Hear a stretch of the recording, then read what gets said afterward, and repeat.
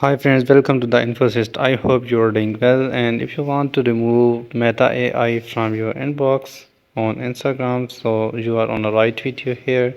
I will guide you how to get rid of this. So without wasting the time, first of all, you have to uninstall this application by tapping here, uninstall.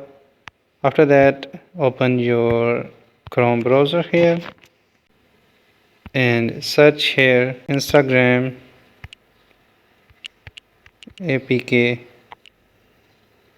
and first website is APK Pure. Tap on that. You can download from here the old version of Instagram application. In this version you can't get an option of Meta AI, so without wasting the time, just tap on this. You can download this application and after that install into your phone. If you like this video, don't forget to like and subscribe this channel. Thanks for watching.